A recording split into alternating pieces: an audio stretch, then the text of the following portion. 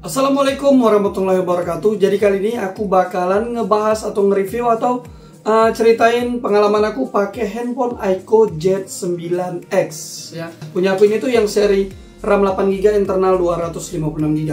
Nah, di sini tuh aku nggak bakalan nyeritain spesifikasi main game atau gimana, itu udah ada aku buat di video tesnya. Jadi kalian bisa tonton aja untuk video tes gamenya. Nanti aku bakal buat playlist atau link di deskripsi. Video dari main game, tes game Android, tes game Yuzu atau emulator Switch, tes game emulator PS2, atau video perbandingan sama handphone yang harganya hampir setara, dan video lain-lainnya. Pokoknya banyak deh. Nah, yang jelas di sini tuh aku bakal nyeritain pandangan aku atau pemakaian aku pribadi selama beberapa bulan di handphone iQOO Z9X ini ya. Nah, handphone ini pertama kali keluar di harga 3 jutaan atau 2.999.000 atau 3.103.200 untuk seri yang aku pakai. Ada 3 seri di Indonesia yang RAM 8GB internal 128, RAM 8 internal 256, dan RAM 12 internal 256. Nah, punya aku ini yang tengahnya ya, 8256. Nah, sekarang itu harganya lumayan anjlok. Kalau kalian beli baru mungkin 28, 27, 29. Kalau lagi promo-promo mungkin bisa dapat 26, 27. Nah, handphone ini tuh udah aku jual ya, udah laku. Mungkin besok bakal aku kirim di harga 2.600.000 ya. Mungkin si pembelinya pakai voucher mungkin dapat di harga 24. Nah, jadi singkat cerita, pengalaman aku pakai handphone ini tuh feel mainnya itu bukan ke grafik tinggi, bukan ke performa tinggi, enggak.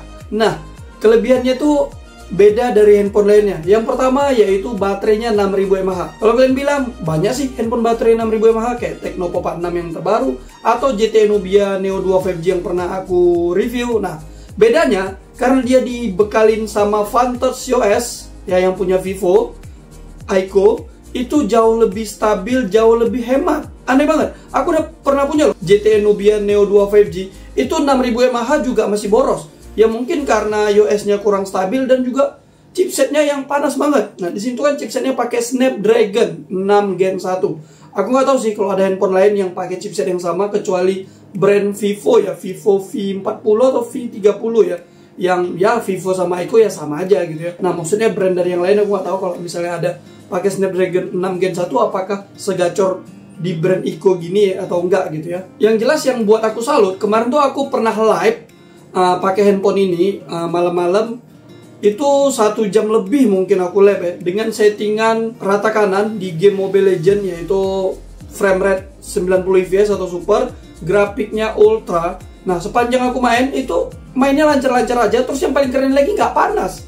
Kok ada handphone di settingan rata kanan nggak panas ya? Handphone lain yang aku rasain biasanya settingan 90 fps terus grafiknya ultra itu biasanya 1 match atau 2 match atau 1 match udah selesainya itu panas ya. Ini handphone nggak panas, terus juga baterainya awet banget ya. Kadang-kadang aku main di 20 menit, 19 menit itu baterai karena kurangnya 3%, 4%. Nah, ini memang baterainya awet banget ya. Untuk rank harga segini, aku saranin kali buat kalian untuk misalnya pengen main game, feel main game, main lama-lama yang nggak terlalu peduliin kayak grafik tinggi kayak macam di Genshin Impact atau di game lainnya yang memang grafik tinggi. Ini cocok banget nih. Nggak perlu pakai fan cooler, karena handphonenya nggak bisa panas. Susah banget buat handphone ini panas. Kalau misalnya titik tertentu mungkin bisa panas ya. Tapi ingat, ini tuh masih Android 14. Nah, aku nggak bakalan tahu kalau nanti dia dapat Android 15 bakalan macam apa ya. Soalnya Android 15 sekarang kan tuh masih baru-baru banget. Jadi masih banyak yang bermasalah gitu. Kalau kita bicarain yang lain kayak macam kamera atau daily atau yang lain-lain lah ya, selain ngegame santai gitu ya.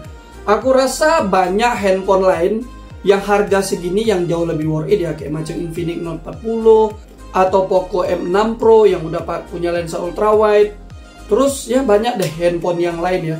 Tapi kalau misalnya feel yang ngegame yang enak banget, aku saranin handphone ini. Apalagi kalau main gamenya tuh Mobile Legends seperti yang aku ceritain tadi ya. Nah, untuk spesifikasi handphone ini yang jelas ya, RAM-nya pilihannya seperti yang tadi. Untuk layarnya 6,7 inci pakai IPS 120 Hz. Terus juga baterainya 6000 mAh, charge-nya udah 44 watt. Ya walaupun nggak ngebut-ngebut banget, tapi ingat ini baterai 6000 mAh ya. Jadi yang ngecasnya agak sedikit lebih lama. Nah, kekurangan handphone ini tuh menurut aku cuma satu ya. Ini tuh bisa dibilang kelebihannya juga ya.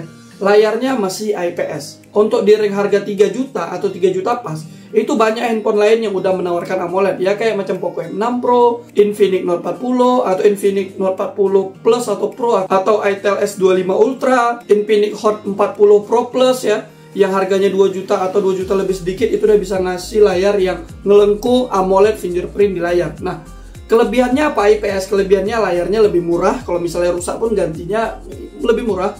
Terus juga IPS ini tuh lebih kuat sama panas. Misalnya kita main game nih, panas-panasan gitu ya. Itu dia lebih kuat dari green line, shadow, atau lightsaber, atau yang penyakit AMOLED lainnya lah ya. Emang sih kalau dari pewarnaan AMOLED itu lebih bagus. Terus juga kalau logikanya sih AMOLED itu dia lebih hemat dayanya. Tapi aku pakai handphone ini kan kadang ya, nah, karena jarang juga aku pakai, itu kan bisa sampai 5-6 hari nggak aku cas-cas, baterainya masih banyak. Terus juga yang aku salutin sama handphone ini yaitu Vantage OS-nya. Vantage OS itu bener-bener optimal, bener-bener stabil ya. Kalau kalian bandingin sama HyperOS atau MIUI, itu aku jauh banget. Lebih okean Vantage OS lagi, jauh banget bedanya.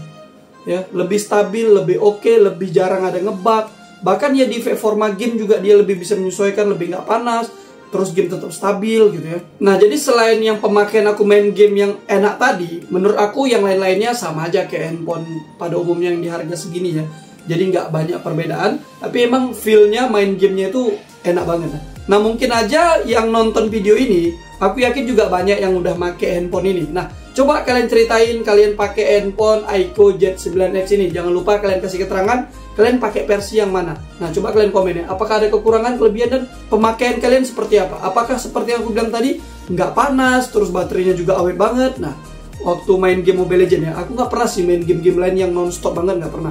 Ya kayak game-game Genshin Impact, lain-lain paling cuma 20 atau setengah jam doang. Nah, oke lagi, jadi ya cukup sampai di sini loh untuk kita cerita tentang iQOO Z9X. Oke, thanks for watching. Jangan lupa bantu like dan subscribe. See you later. Goodbye. Dadah.